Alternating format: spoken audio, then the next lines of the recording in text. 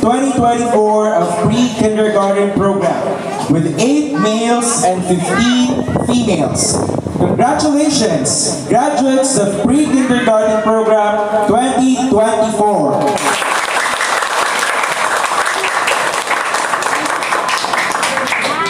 Ang ating pong susunod na bahagi ay ang pagpaparangal ng mga natatanging award sa ating mga mag-aaral.